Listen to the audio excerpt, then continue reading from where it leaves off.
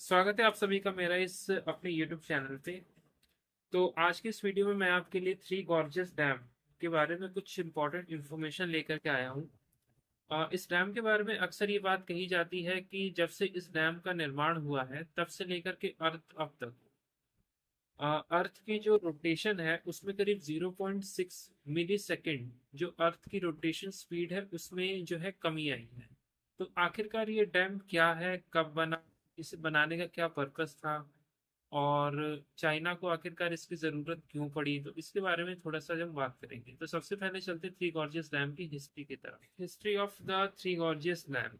Three gorgeous dam की जो प्रस्तावना थी उसे 1920 में सबसे पहले चीनी राष्ट्रवादी नेताओं के द्वारा जो है आगे रखा गया था। 1953 में इसे नई नीति एक जो है नई गति मिली थी जब चीन के राष्ट्रपति माओ त्से तुंग ने विभिन्न स्थलों के व्यवहारिक आकलन का जब आदेश दिया। परियोजना की जो एक विस्तृत जो इसका प्रारूप था वो 1955 में जो शुरू हुआ था, जब प्रधानमंत्री ली पेंग ने, जिन्होंने एक इंजीनियरिंग मतलब कि जो प्रधानमंत्री ली पेंग थे उन्होंने एक इंजीनियरिंग प्रशिक्षण लिया था, तब 1992 में बांध के निर्माण की पुष्टि करने के लिए नेशनल जो पीपुल्स पार्टी थी कांग्रेस को मनाने में वे सफल रहे थे। उसके बाद 2006 में इस बांध का निर्माण कार्य जो है वो पूरा हुआ था। अब थोड़ा सा इसकी जो है ना संरचना के बारे में बात करते हैं कि थ्री गॉर्जियस डैम की संरचना आखिरकार है क्या। थ्री गॉर्जियस डैम की जो अगर हम ऊंचाई की बात करें तो 7,660 फीट तक इसकी ऊंचाई है। और इसके डिजाइन में करीब 28 मिलियन क्यूबिक मीटर जो सीमेंट कंक्रीट और 4,63,000 मीट्रिक टन स्टील शामिल है। बांध जिसने 600 किलोमीटर तक की ऑक्सटीन क्यूबिक और जो मतलब कि जंगल वाले जो एरियाज थे उनको प्रमुख हिस्सों को जो है ना जलमग्न कर करके रख दिया है। अगर विभिन्न स्रोतों की अगर हम माने तो इस डैम को कहा जाता है कि 25 से करीब 36 बिलियन डॉलर तक का खर्च इस डैम को बनाने में आया था। और चाइनीज गवर्नमेंट का जो मेन पर्पस था वो था बिजली उत्पादन और पर्यटन क्षेत्रों को बढ़ावा देना, और दूसरा ये कि डैम के बन जाने से जो नौकाओं के आने जाने में, जो उनके आवागमन में जो है वृद्धि हो सके। अब वृद्धि होने के बाद से इस बांध का जो है बाढ़ नियंत्रण में भी कहा जाता है कि एक अपना बहुत बड़ा एक जो है ना योगदान है।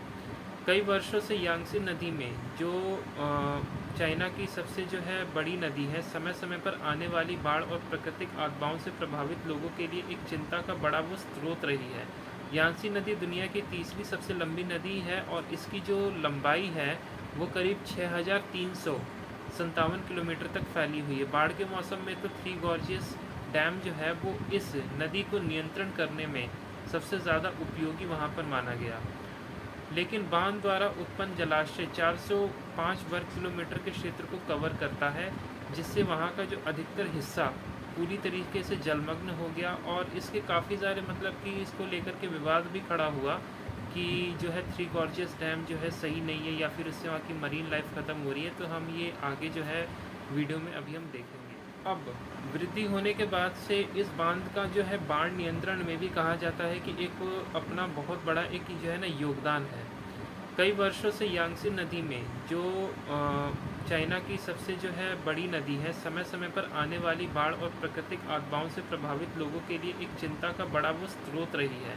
यांगसी नदी दुनिया की तीसरी सबसे लंबी नदी है और इसकी जो लंबाई है वो करीब 6,357 किलोमीटर तक फैली हुई है। बाढ़ के मौसम में तो थ्री गॉर्जियस डैम जो है वो इस नदी को नियंत्रण करने में सबसे ज़्यादा उपयोगी वहाँ पर माना गया।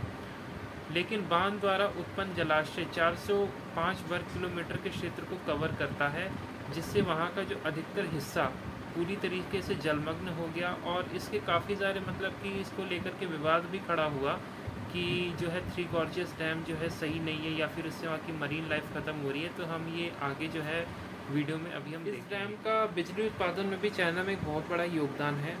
थ्री गॉर्जियस डैम के बारे में ये बात कही जाती है कि ये जो डैम है ये 22,500 यानी कि 22,500 मेगावाट तक की बिजली को जो जनरेट कर सकता है, जो अकेले पूरे चाइना को इलेक्ट्रिसिटी देने में पूरी तरीके से एकदम कैपेबल है। अब इस डैम को लेकर के उस समय इतना विवाद क्यों खड़ा हुआ, तो इसके ऊपर थोड़ा सा हम बात करेंगे। क्योंकि बांध का जो पूरा एक बड़ी मात्रा में पानी को रोका गया है, इससे इसके आसपास के क्षेत्र में भूकंप आने की संभावना कहीं ना कहीं बढ़ी है, क्योंकि बांध के कारण होने वाले भूकंप अस्थिर थे। इसीलिए चीनी लोगों को सुरक्षित रखने के लिए उस क्षेत्र से 13 मिलियन लोगों को जो है स्थानांतरित किया गया था। मतलब कि जैसे डैम अगर बन रहा था तो वहाँ पे जो लोग रह रहे थे वहाँ से उन सारे लोगों को हटा दिया गया था, पेड़ों को काट दिया गया था और लोगों को अपने घरों से भगाने के लिए मजबूर करने के अलावा बांध के निर्माण में ऐतिहासिक स्थलों और कई जानवरों की प्रजातियां और पारिस्थितिक तंत्र को भी तबाह कर दिया गया था, जिससे विलुप्त होने की कगार पर है। बांध ने 3 शहरों, 114 कस्बों और 1680 गांवों को पूरी तरीके से जलाशय के कटाव के कारण भूस्खलन हुआ। यहाँ तक कि पूर्वी चीन सागर में दुनिया का सबसे बड़ा मत्स्य पालन में से एक को भी खतरा है। बांध इतना बड़ा है कि इससे एक सूक्ष्म जलवायु उत्पन्न किया है जो क्षेत्र के पर्यावरण के लिए काफी ज्यादा मतलब कि खतरनाक है। तो आपने देखा अभी थ्री गॉर्जियस डैम के बारे में कुछ एक छोटी सी इंफॉर्मेशन की कैसे मतलब कि इतना बड़ा बांध चाइना ने बनाया और इसको लेकर के क्या विवाद हुए और मतलब कि क्या उससे मतलब कि फायदे हुए, क्योंकि कोई भी चीज होती है उसका फायदा नुकसान दोनों ही मौजूद होता है।